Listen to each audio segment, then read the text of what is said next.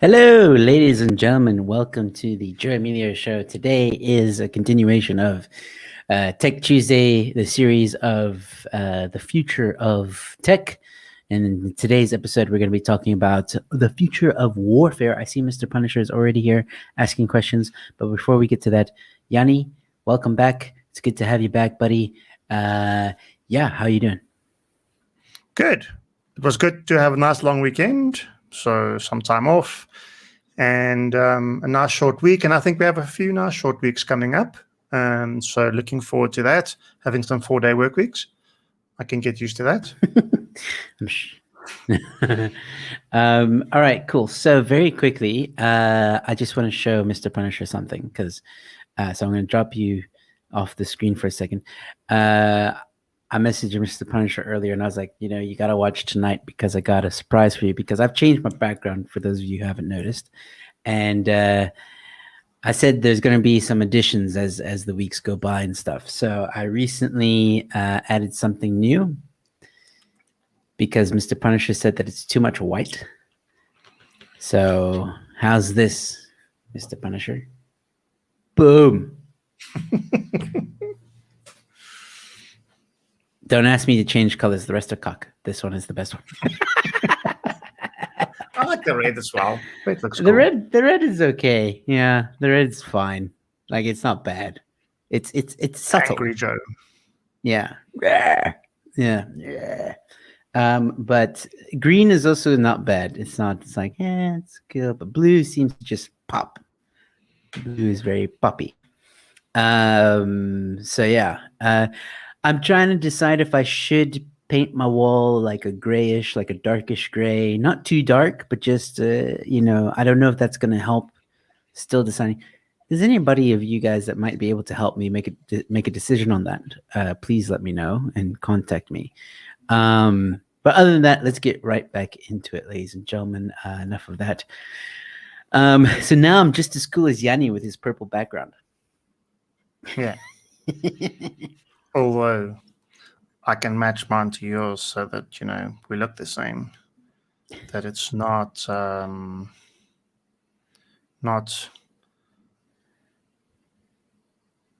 look better.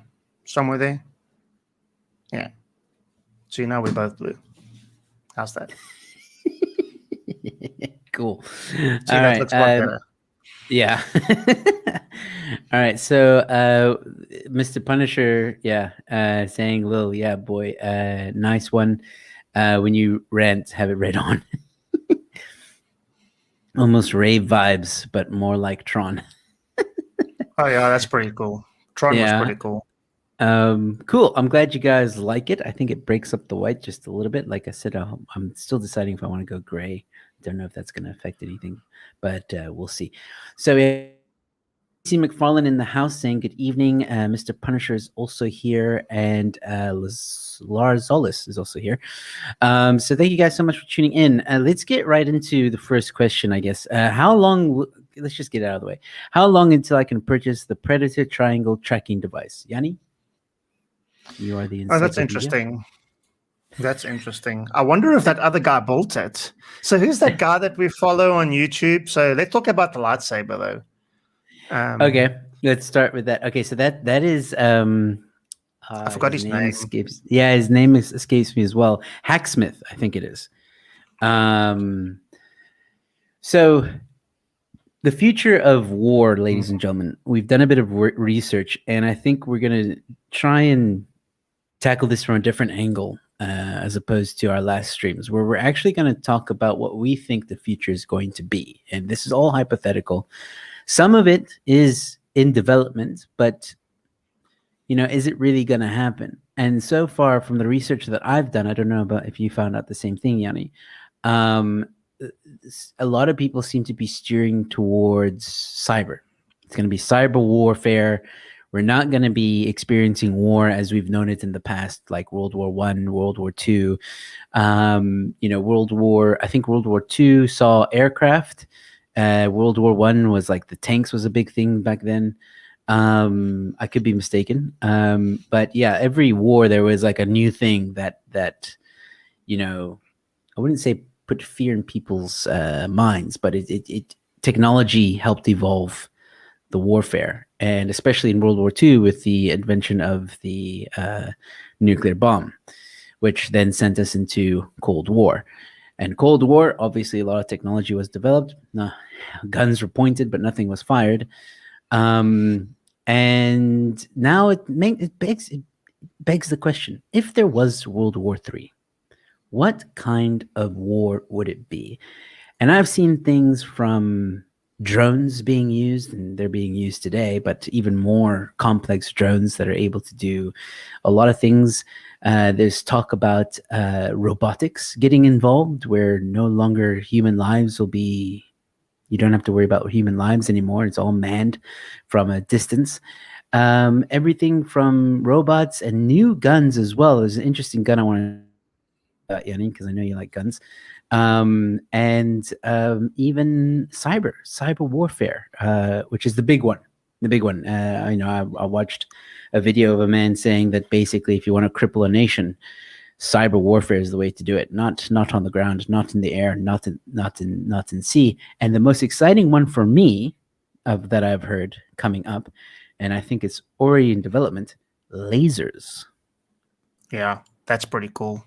Lasers are freaking cool.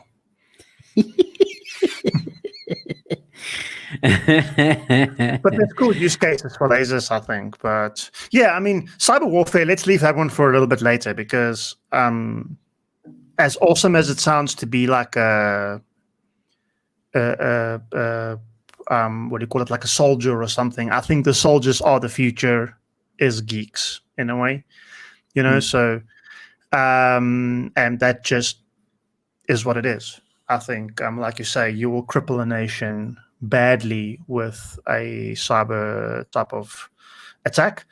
And that's really what I think the future of warfare is about. Because like you say, through time, through the years, as war has progressed, and we spoke about the big ones now, you mentioned all the big ones now, the thing was getting that edge, because you really want to stay out of the fight, but you want to have the most amount of impact. Now, something like a nuclear weapon, obviously, that there's a lot of stuff against that, because you have like the nuclear treaties and all that type of stuff, which kind of like made everybody promise that we won't blow up, using nukes and all that type of stuff. But I mean, the risk is still there, because people still have enrichment plants, etc. People, nations, governments still have those plants. But I think the ones that's standing out for me is just how that technology is evolving. Now, let's talk a little bit more traditional first. You did say that there is a cool gun out. Which one did you find? Is it the precision-guided ones? No, it is a gun apparently developed in India. I could be mistaken on that. That is, okay, so you know how Army, they usually have to carry like 3 different types of guns, depending on what it is they do. Like they might have an assault rifle, a pistol, and for argument's sake, a sniper. Okay, sniper rifle. Apparently, in India, they have developed a gun that can be all 3. It just transforms into a handgun. It transforms into a or automatic machine gun, and then it can also be used for precision rifle. Obviously not as good as a normal sniper, but can be used as a type of medium range sniper rifle. That to me was very interesting, because they were saying that it means that soldiers will no longer have to carry 3 weapons or 2 weapons. They can carry 1 weapon, and it's used in every single form of combat. I thought that was different interesting. Attachments.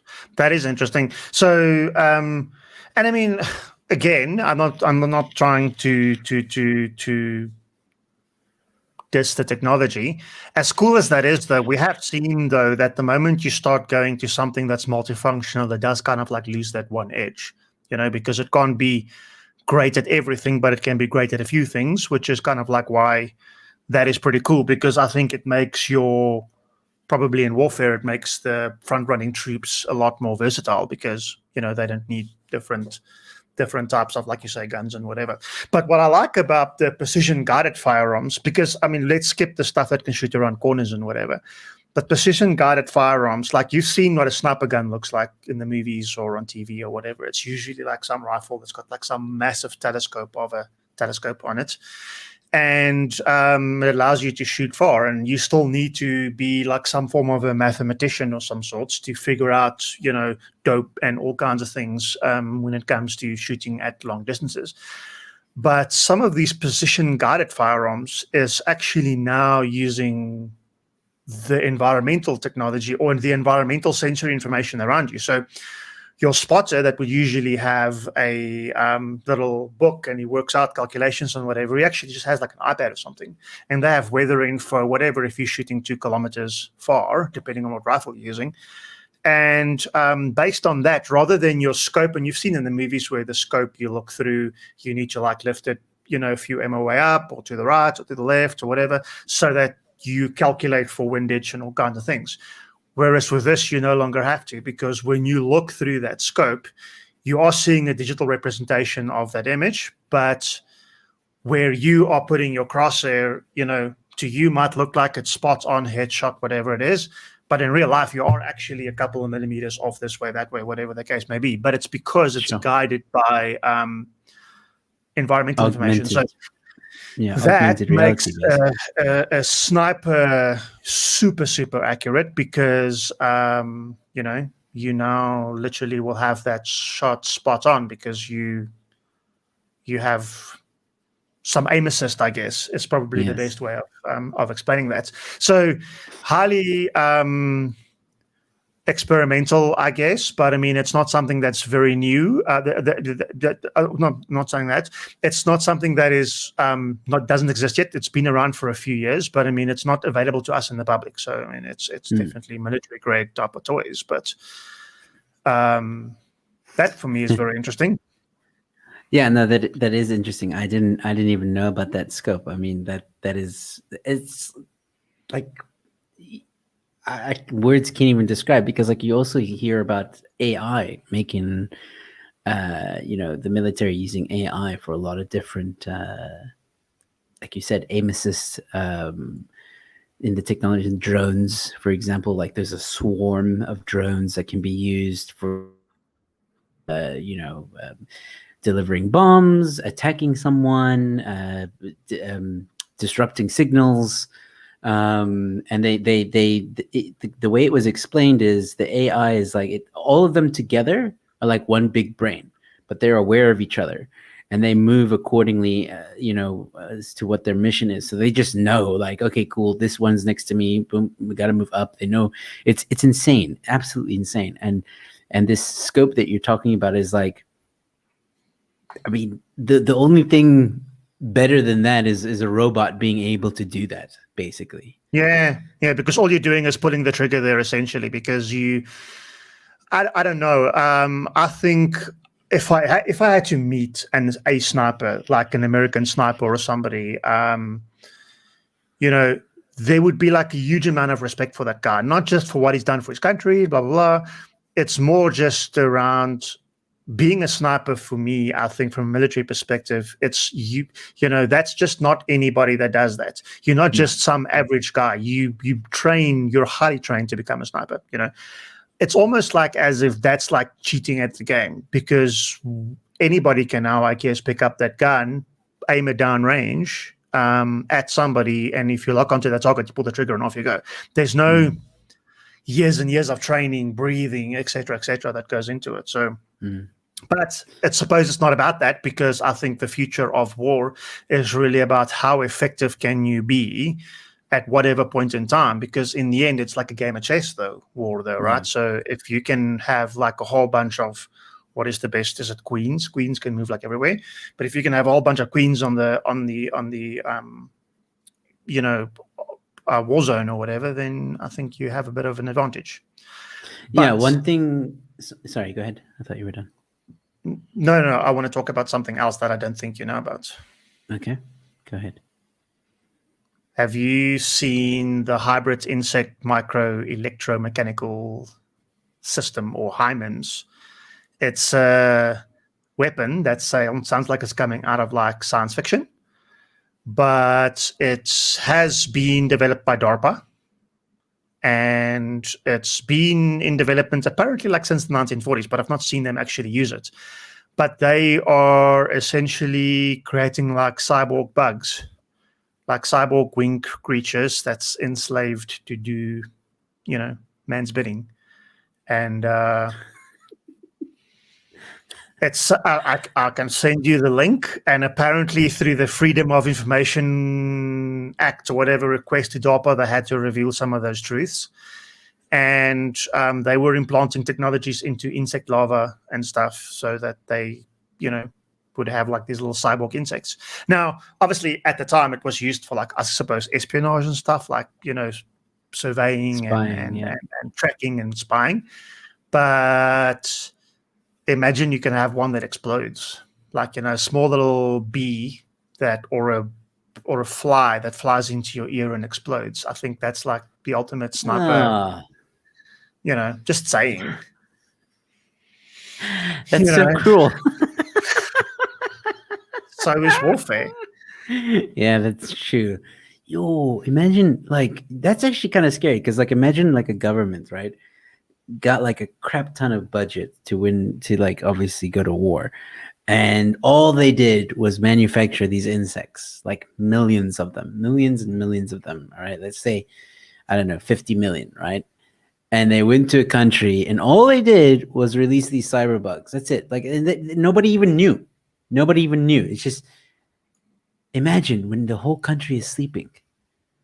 These bugs basically go into the houses, and then at a snap of a button, you've won the war.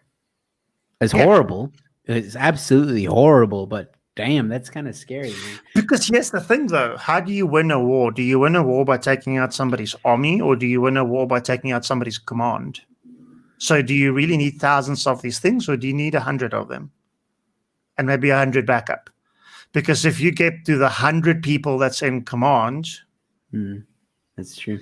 Soldiers won't do anything unless they get told what to do, I suppose. I mean, soldiers have a mission. They get their mission from people. And if those people aren't there, what happens? That's a fair point. Yeah, it's warfare, like what I was going to say is, the one guy that was, when I was watching a video, said, the best way to, one of the best ways, not the best way, but one of the best ways to win a war is to know the battleground. And if you know the battleground before your enemy won. And that like resonated with me because I'm like, that's where most of this stuff is going, cyber warfare, what's it called? Intelligence gathering, knowing exactly where everything is and all that stuff. You need good tech. Like we're talking drones, flybys by drones that just watch. They don't do anything. They just watch the catalog. Oh, okay. So that's where so-and-so is. Okay. Noted. And next thing you know, if that guy says something out of line, it's like, and that's the thing. Drones, even though they're a recent type of technology, they have pretty much changed the landscape of warfare. And it is a scary idea because usually what happens is when a piece of tech is invented, it gets integrated into other forms of tech, so you snap a rocket on that bad boy, then all hell can break loose. What if you have, and this is apparently also in the works, an Iron Man like suit, but it's not a suit, it's actually a robot. I mean, there are suits being made that help the the soldiers, like I guess run faster, doesn't put as much whatever. Yeah. But it seems like that tech has kind of been set aside at the moment because there's a huge push in robotics because they don't want to lose. Obviously, you don't want to lose lives, and that's like the worst thing about war is losing lives. So they're pushing the robotic side of things. And man, this goes like there's dogs being made. Man, they're even making dogs that are gonna be able to detect things and do things and transport things and pull like an injured if the dogs come up like before the humans, pull a soldier to safety if need be, like a rescue kind of mission or whatever, that they can start using them. It's insane the levels of technologies that we're at the moment even. And to think of where it's going to be in 10, 20 years from now is absolutely insane. I definitely see a world where, Jannie, you're going to be like a soldier, but we don't even know that you're a soldier. Like that it is to me. I don't think soldiers will be out in the open per se. I think they're going to be covert. I think they're going to be like, you could be a soldier right now. I don't even know. Maybe you are. I don't know. All you need is a laptop, I guess. Exactly. And then you just like get the command from up top, and you're like, cool, say no more. 10 minutes to download, and that bugger's gone. So the interesting points about that, though, is I've heard this saying quite a few times, just whether it's a work discussion or whatever, that the military, in terms of like AI and whatever, is 20 years more advanced than what private institutions and whatever, and the public is kind of like has access to. And what I mean with the public is, doesn't matter what sector you're in, whether you're in the banking sector and you're using AI to figure out fraud or whatever. I'm saying, like, wherever you are, if you're not military, you're lagging that technology by 20 years. That's how far the military has advanced some of these things. Which kind of sorry, just to interject in there, like, isn't that how it's always been though? I mean, since the dawn of time when Army started, like, because Army and tech kind of moved together, and Army has always been more advanced. Like, armies had cell phones before we had cell phones, for example. You know what I mean? Yeah, and I think that's probably why they've abandoned that. I don't know what the nice word for that is, but that like assistance technology, that robotic assistance technology that you spoke about, that makes you stronger, faster, whatever, because I think AI is probably advanced to the point where they can successfully have these autonomous types of, whether it's a drone, whether it's a,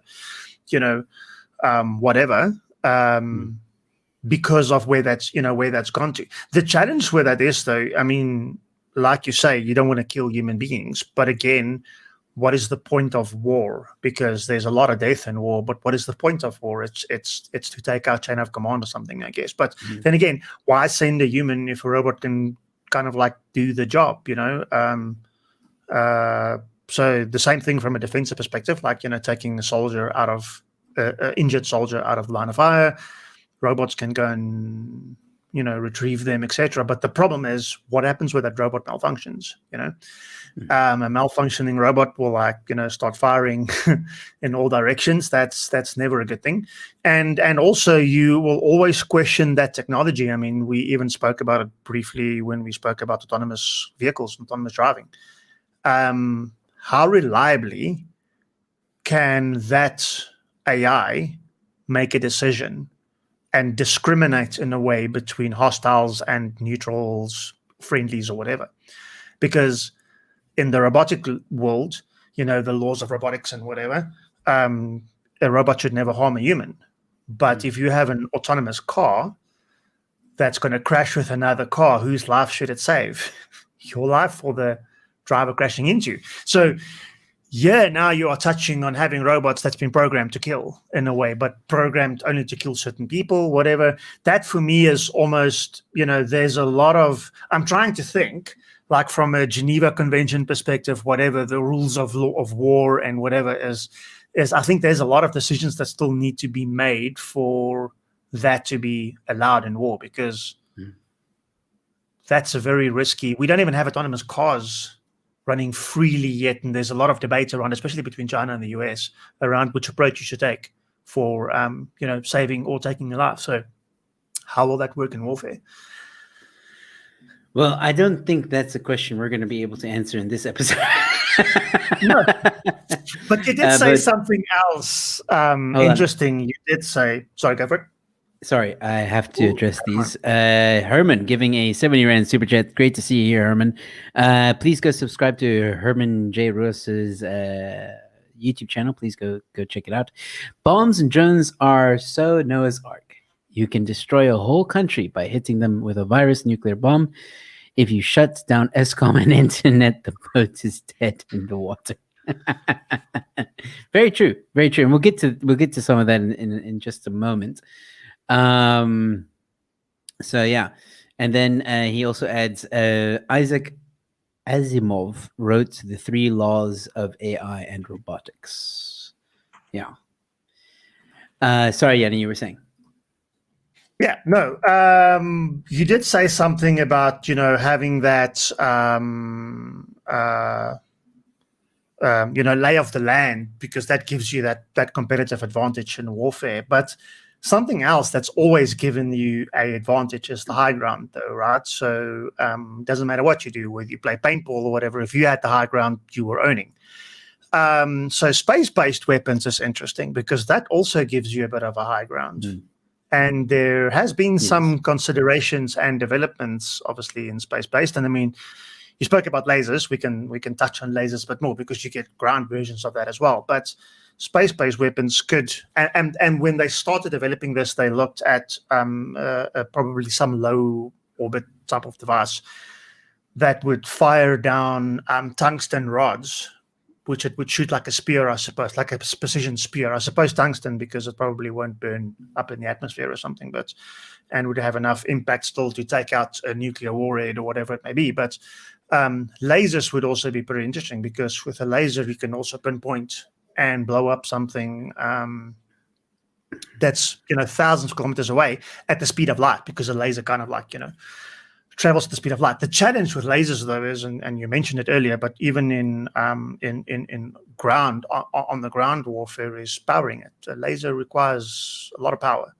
energy, electricity, to power it. So that's not something you'll easily come by in space. Not that high power, I guess, because for the most part, electronic equipment, even the stuff that's in space, is very low power with what you can harvest from the sun, but not to the massive amount of watts that lasers would consume, especially to make it burn burn things on impact.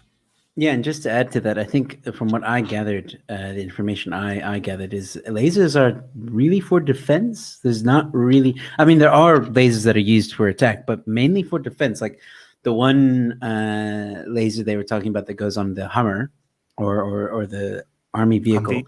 Yeah, is mainly for drones. If the enemy has drones, then they'll just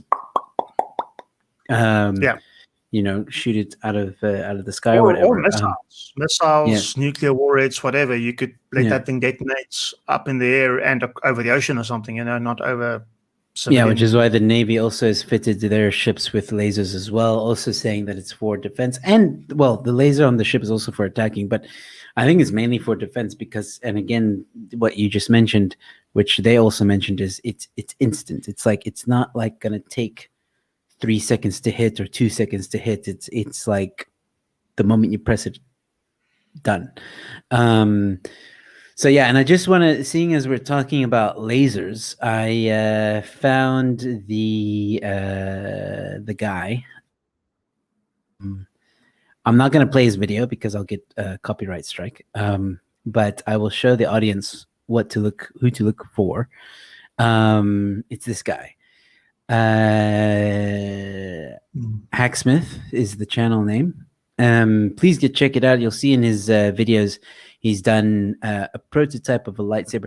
This is the most recent ones. This was 5 months ago was when he did it, and it's the closest thing to an actual lightsaber that they have done. It is scary, to say the least.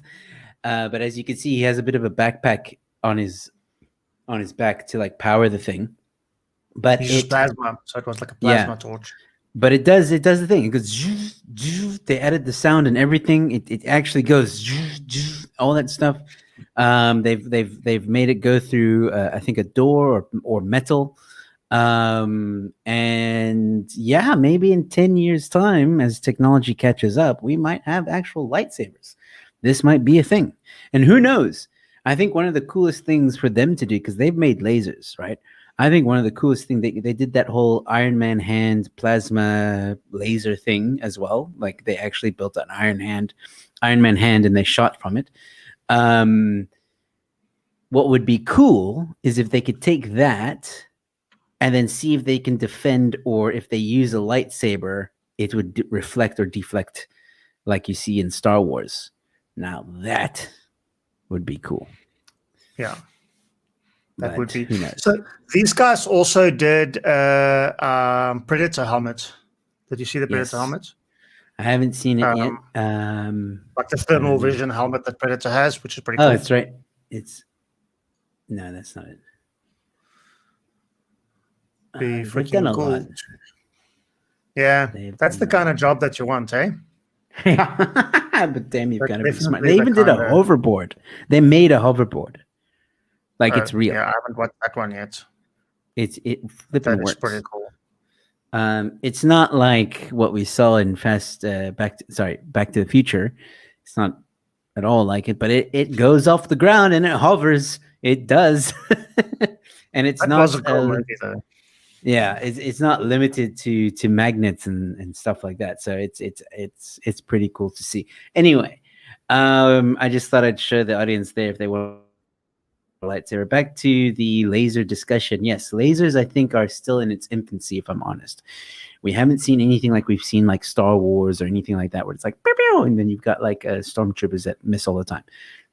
We're not there yet. And I don't think we'll ever get to a future where stormtroopers are on point. So we'll have bigger problems when that happens. However, with the advent of lasers, right? So let's go into a bit of a theory discussion about this. With the advent of laser, and as they become more and more on point, if I can put it that way, excuse the pun. Do you think we will ever see a Star Wars like incident where you've got a Death Star with like this humongous flipping laser that can destroy an entire planet? Do you think, and this is very science fiction, but I mean, do you think that is at all possible? It's hard to say. I know it's hard to say. I know, I think it will because we did speak about it earlier. Is like, I do think there is alien life out there. I mean, this universe can't be this big and we can be the only planet that's got intelligent life.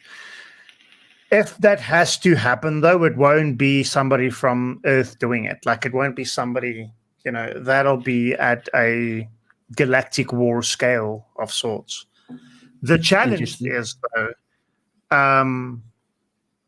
because here's the thing, though, if we had to build something that big, I think there's too much surveillance technology around for us to build something that big, us as humans, to build something that big in a nation state somewhere that would go unnoticed.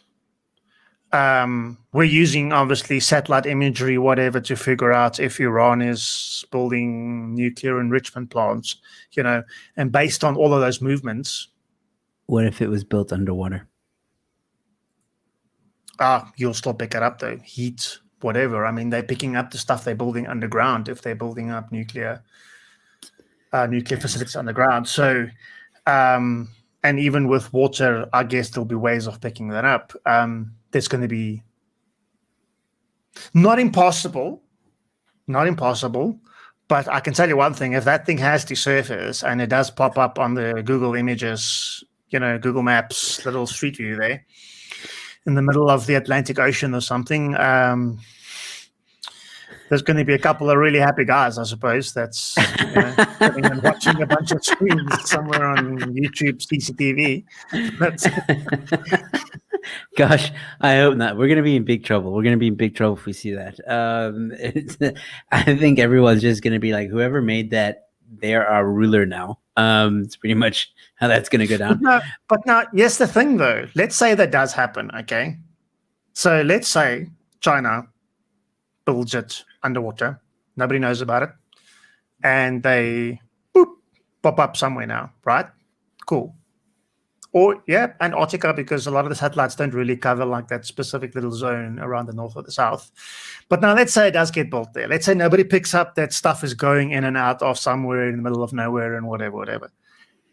That thing has to be nuclear proof, though, right? Because, I mean, a lot of the other countries who you're going to want to take out. It's like when you go to jail, there's always that saying, like, if I ever get to jail, I'm going to go and find the biggest guy and I'm going to beat him up, right? Because that's the only way you ensure your survival.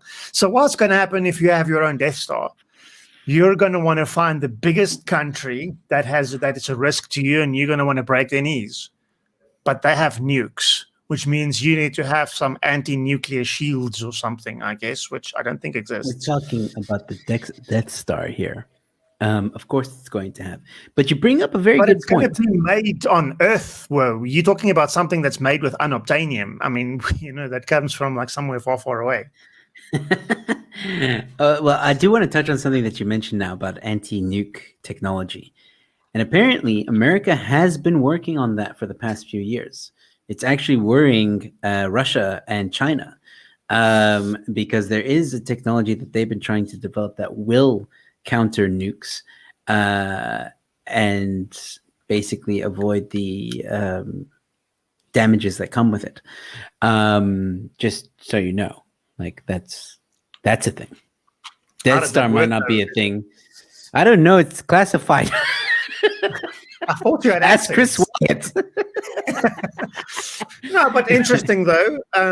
So yes, the thing, nukes would be delivered either by plane or by rocket somewhere, right? Launching it, which means probably rockets. Yeah, which means it's going to have to be shot from somewhere over a distance, which means it gives whoever time to take it out. Unless you have multiples of it, I guess. But also, nuclear is nowhere where it was many years ago. These warheads now are very fast, take probably half the time to get to their target, and you have to know about it as well. So yeah, and 10 times more powerful, or 100 times more powerful. But I mean, that's one of the reasons. And I mean, what's the time? 20 minutes too. We can touch on that a bit later. But that's one of the reasons Stuxnet was created. I don't know if you've read up about Stuxnet. No, go ahead. Tell us. So Stuxnet is a computer worm that was developed about 15 years ago. And initially, it was developed from a defensive perspective. And at the time, it was still like Bush administration type times, they were pouring money from an American army or American military perspective into cyber warfare tactics and that type of stuff. And it's at that time that they moved it from being a defensive measure to an offensive measure. And that's also where, at the time, although the Americans never openly admitted this, but this is what's being believed, and this is all believed, and this is also one of the things that got exposed when Snowden kind of like exposed a bunch of stuff. But CIA, NSA, Unit 8200, which is like Israeli NSA, that was a co-developed computer virus that was built using something called a 0 day. Now, what a 0 day is, it means that there is a backdoor or a software bug or something that can be exploited in your computer code where there's no antivirus antidotes out there for it, but also the software developer doesn't even know that the bug exists, the backdoor exists.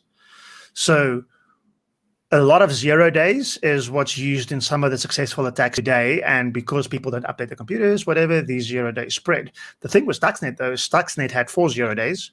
And Stuxnet was so well developed that about a year later, when the guys started figuring out what was happening and they were decoding it and whatever, it was some of the most sophisticated code that was written. And essentially what happened is they developed that whim to infiltrate Natal, which is like a Iranian nuclear enrichment facility. And they planted that, obviously through US operatives or whatever, they planted that in the subcontractors that did work for this nuclear facility. And it spread on a memory stick because the actual nuclear facility was never exposed to the internet. But, people do write like code or make updates to the system or whatever, and they take memory sticks across that network because there's an air gap. It's called an air gap. So the two networks are completely disconnected. There's no connection between them. But essentially what happened is this virus kind of like started spreading, because this virus works like any human virus works, is it kind of like wants to multiply and whatever. This virus was like spreading everywhere, but it really only had a very specific payload, and it was targeting a process control network, or a PLC, which is like when we spoke about all these smart home stuff and whatever. It was targeting a very specific version of a very specific piece of hardware by Siemens that was used by this nuclear plant. And that caused that nuclear plant to explode. Because what this code did is, it made, I don't know if you've seen what those enrichment plants look like, but it's like these metal tubes that has like a nuclear or a radioactive like rod inside it that it it spins, and that spinning motion is what it enriches it, or they generate electricity or whatever with it. But in this case, it was being enriched because they want to use it for nukes.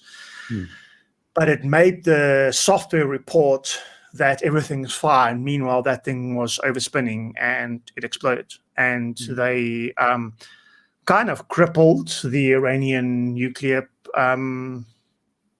plans, I guess, for like 3 or 4 years. And then it kind of just picked up again. So in a lot of cases, it was seen as unsuccessful.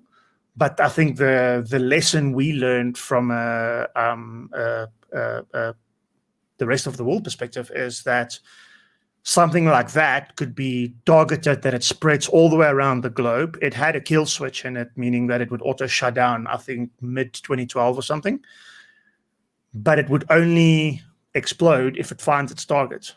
Now, in a case like this, if you want to take down a nation, you could make it take down all the critical infrastructure, because a lot of the stuff is known. I mean, you can figure out through years and years of intel collection and whatever.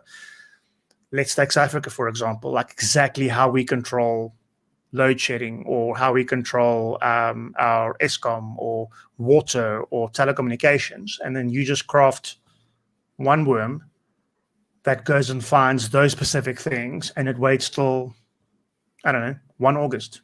2022, and it gives it 18 months to get there, and by the time it gets there on 1 August 2022, it'll execute. And you decide what that means. You can say it either just makes everything shut down, which means somebody can go back and start it up. You can make it report the wrong things will explode.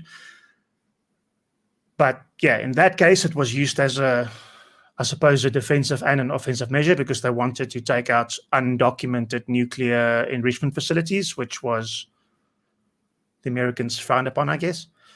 But if you wanted to use it for the bad, you can make a whole country's power go off. Jeez. So...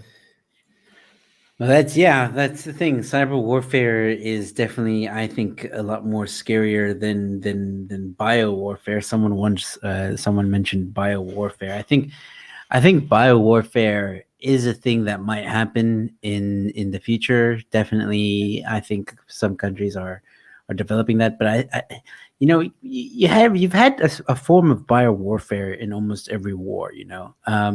That's why in World War II they were preparing people with gas masks, because I think it was mustard gas and stuff like that. And there's obviously earlier adaptations of biowarfare, but it was the beginning of that. And I think in the future, I see cyber being the first attack, if I can put it that way. Like, let's play this out. If I want to invade a country, right, or for whatever reason, I start with their infrastructure, so they can't communicate. Because if they can't lift off their planes, they can't function. They're crippled right from the get-go. Then I don't have to worry about biowarfare. Then it's just sending in troops that are robots, so I don't have any casualties, and getting rid of the people in power. But in a world where, and I fully agree with that, because that would be the first few things you take on is the parastatals, the critical infrastructure, communications, finance is something on its own, but you can cripple finance. Now, I had an interesting discussion, funny enough, that Herman was in the chat as well, and I'll touch on that one in a bit, because I actually want to research that, and I don't know if you came upon it, but I'll touch on that in a sec. But once you've passed that point, like let's say there was this whole global warfare and everybody executed viruses everywhere and everything is blown to pieces, okay, and we have to start back in prehistoric times, that's the time where we're going to have the traditional weapons and whatever come back, ammo, knives, whatever. We'll never, ever move away from that, I guess, because even if you look at the post-apocalyptic TV series and stuff that's out with whatever has happened, whether it's zombie apocalypse or aliens taking over the world, besides alien technology itself, guns and that type of stuff is always going to be something that is, the savior, I guess, because you can still kill people with it. Yeah. Quite easily, I guess, at a distance.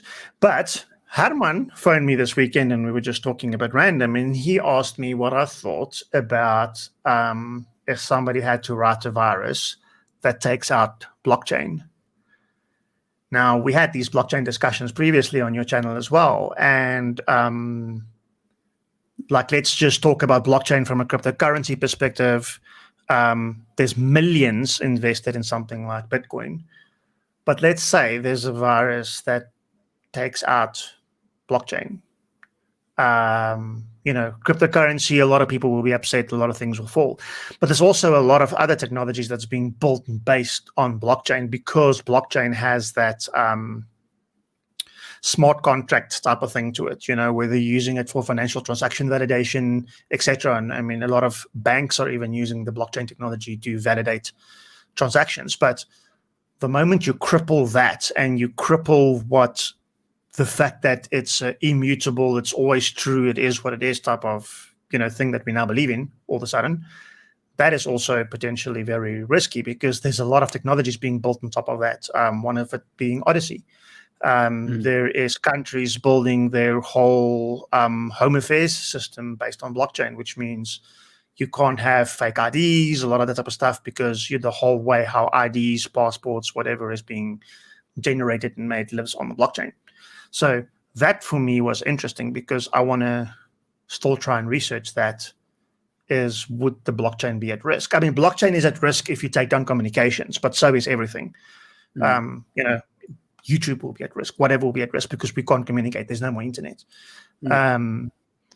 But if you take out something very specific, like you snipe it, like how Stuxnet worked or something like that, that would be, I think, a potential risk. And I want to investigate what the possibilities are of a blockchain being taken down, because I don't know if it's possible.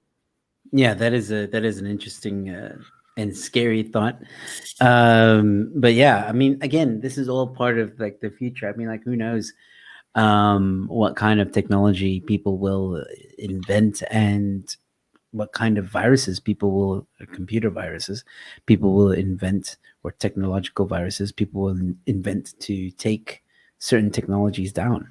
I do want to get back to Punisher's question at the very beginning.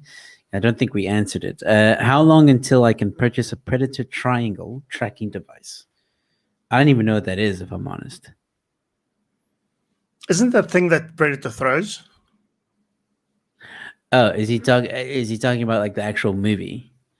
Because I thought it was called, like, there are weapons called Predator, so I don't know. Like, if it's the triangle, throws that disc, isn't it? Yeah, but isn't it that maybe he means that when he looks in his helmet and he has that triangle that searches? Punisher, help us out, man. I thought you were having, that was a real question, Mr. Punisher. Now you're coming at me with, but to answer that question, I think Jannie touched on it a little bit with the scope.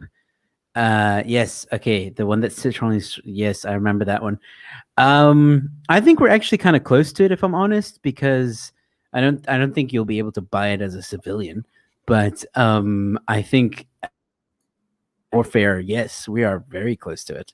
I mean, like Jannie explained earlier, there are scopes that basically think for themselves, and There's robotics that are being in the works now that can aim for you, do everything for you. So it's only a matter of time. I would say maybe if I was to guesstimate, I would say 5 to 10 years before it's perfected and ready to be used in army, not civilian. We will never have that. But yeah, true. I think that's a little bit off for us. But talking about tracking devices and the lasers and stuff like that, we've had laser targeting and stuff for a while as well. So I mean, there's a lot of this technologies that I think is very close to that, but you can recreate that yourself. Somebody like the guys from the Hacksmith would be able to recreate something like laser technology. Well, they have, and they've also. I mean, this is, they already do stuff like that. Where they have a rocket on an arm or whatever, and they shoot it. They've developed Iron Man's helmets and made mods to it. I mean, they have a flamethrower arm. These guys will probably make it before anybody else does, and maybe they already have. I wouldn't be surprised. Even though may not be the smartest thing to do for some of them. But yeah, there we go. They might also get employed by NASA or somebody. You never know. Investing in the private industry these days is uncommon. You've seen what happened with Elon Musk and probably Richard Branson in the future from a space perspective. So I'm sure there's some private weapons development happening. Some clever guys with a clever idea that just need some funding. Yep. I mean, here we go. Survive 12 hours against a predator. Probably you'll see it there. I don't know. But yeah, depending on. Put it this way: if these guys, there we go. Here it is. There you go, Mr. Punisher. Your thermal vision helmets with the 3 thingy. It's right there. So you can maybe follow these guys, and they'll show you how to build it. Not really. You know that gun that we used in GTA? What's that gun that we used that shoots and bounces you around? I forgot what it's called.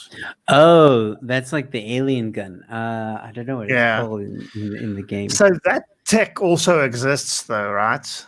Really? Yeah, it's got a weird name, like a personnel halting and stimulation response rifle or something, like a phaser gun, a PHASR, like a phaser gun. But that essentially delivers like a non-lethal jolt. Jolt, but not like a taser, because I mean, the military does have some interesting taser type of stuff for crowd control. But I think what is kind of modified that is just the active denial systems that they have, where they use something like a high power generator, like a frequency generator that generates something like 95 gigahertz frequency. It will literally, if you stay in that beam too long, you'll literally cook yourself. But it's apparently so excruciating that it'll just make people run and get out of that beam. So it's like a light beam. If you had to think about a torch beaming on people, this would be some electrical beam that I guess you're pointing at people. But I mean, it makes your skin burn, and it makes metal hot. So, jewelry, coins in your pocket, whatever, would start burning. But that's a way of controlling crowds. But that personnel halting rifle is a portable version of a bigger turret that the Israelis have that does the same thing. It will literally deafen you and possibly shoot you or bump you 30 meters across the field. That would be pretty cool to just knock people around. I can't help where they land, but I mean, you don't kill them. But that's funny, but at the same time scary. I think the future of warfare is not going to be, I'm just saying this as we wrap up. There's only 6 minutes left. I think the future of warfare is not going to be like anything we are used to or that we read in the history books. I think it's all going to be at a push of a button, at a click of a click, and distance. yeah, safe distance. And in a way, they're the people that say we're already in a war. It's just cyber war at the moment, information war. Maybe it's entirely possible, I guess. However, maybe that's also something that we need to consider, is that maybe the next World War III will happen and we didn't even know about it.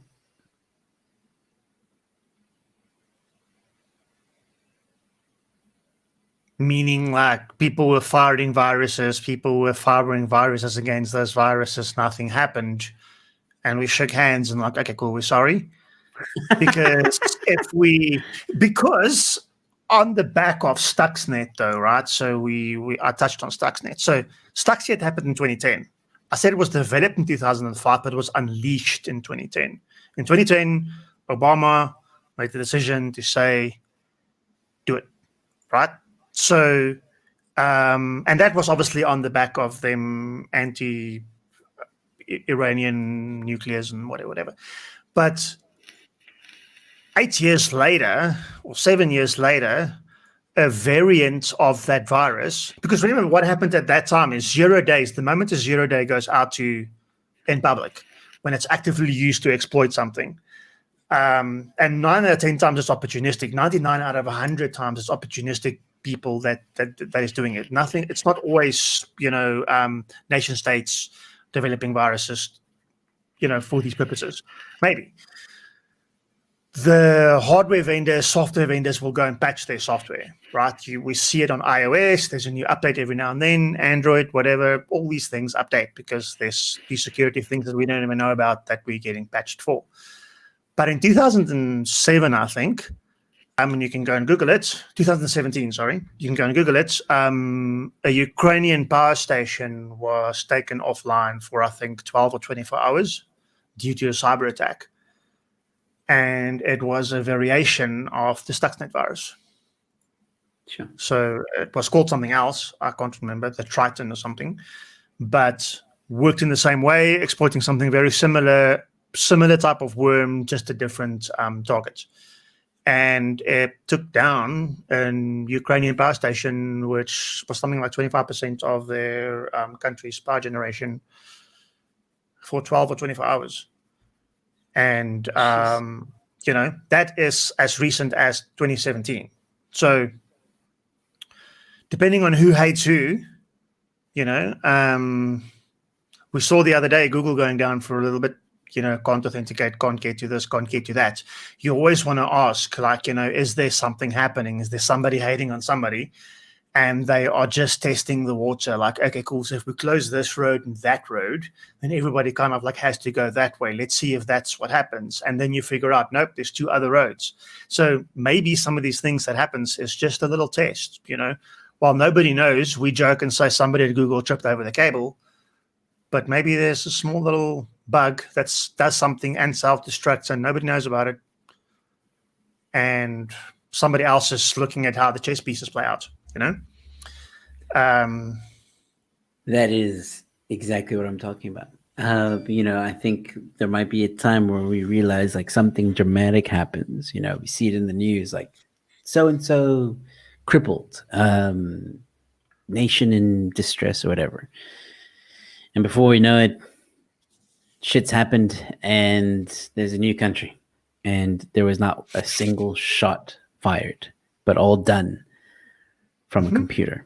And I think that is a very scary thing to also think about. So, makes you wonder, man. I think that's a perfect way to end the stream. But before we end off completely, let me take this one last question. I think it's a very hypothetical question. And so there's no right or wrong answer here. It's just an opinion. Robert Zede wants to know, do you believe we're in a war now? Engage. Sorry, you can't really see it, but I changed my background to red when I said engage.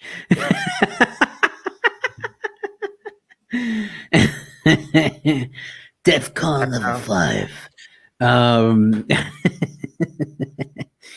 The easy answer would be yes, if we are, we don't know about it. I think we actively are in a situation where and you used a nicer word for it earlier. I'm trying to think of that, but where we are being watched and information is being very sophisticatedly, in a very sophisticated way, is being collected. That information could get used against us in one way or another. Not as us as individuals, as countries, nations. So I don't want to talk about the whole pandemic thing because there's lots of theories around that as well, where it was really born, et cetera, et cetera. But that could also be an avenue, I guess. But yeah, I think there's stuff happening. We just don't know about it because war these days is not necessarily anymore about bullets flying and bombs exploding. It's happening at a different level, and maybe it's happening in a initiation level at the moment where information is being collected, etc., etc. But yeah, I'm not sure. I just think we're living in a very interesting time at the moment because there's a lot going on. Whether we're talking about private companies having access to personal information or whether it's governments having access to information. How's the information used? A lot of type of stuff. I don't know. I think we're just a very interesting time at the moment. So I don't know. I think we are. I just don't think we know it. Interesting. We're on a need to know basis, and I don't think we need to know. A need to know basis. Man, that's a good answer. I think we're in a cultural war, if I'm honest. I think that's the best way I could describe what the entire world is going through right now.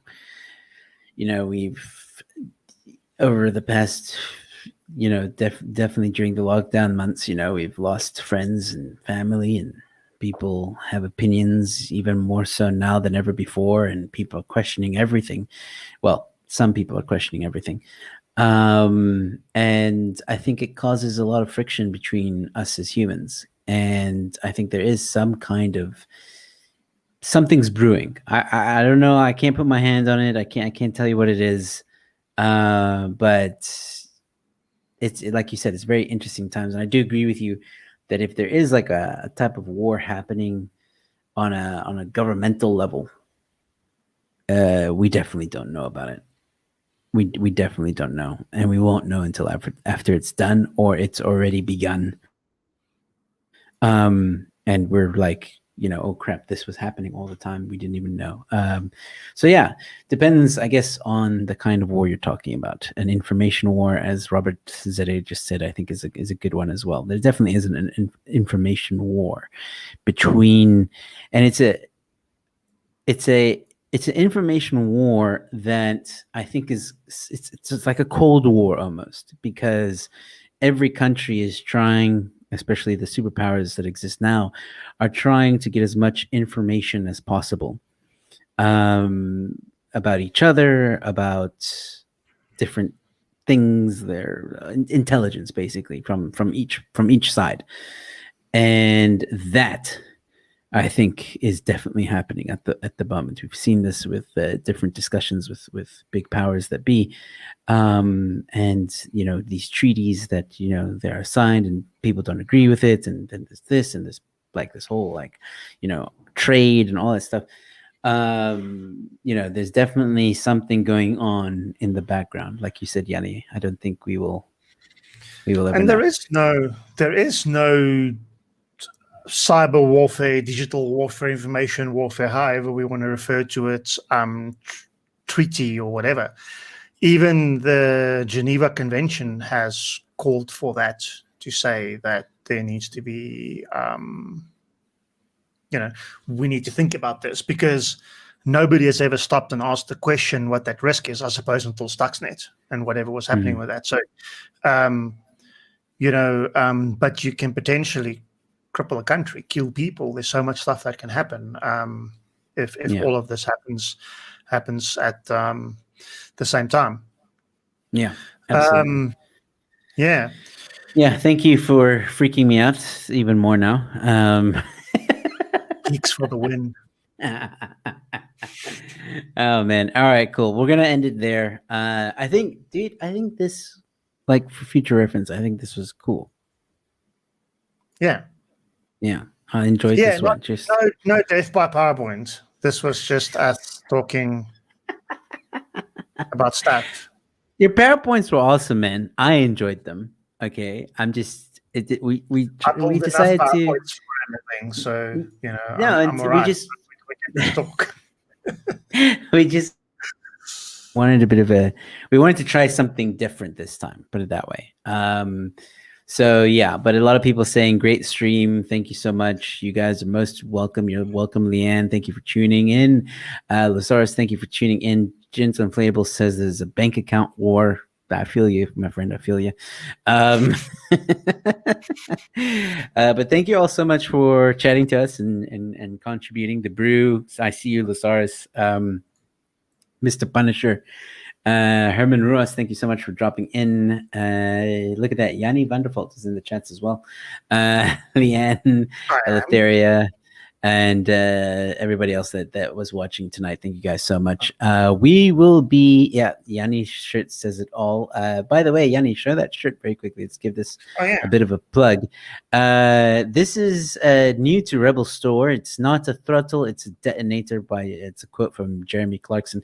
New to Rebel Store, ladies and gentlemen, where you can get some DMR merch on the Rebel Store. And if you don't know what DMR merch is, they are a sim racing race team, and I'm just trying to find Gentle's comment now. There we go. See, Geeks for the win.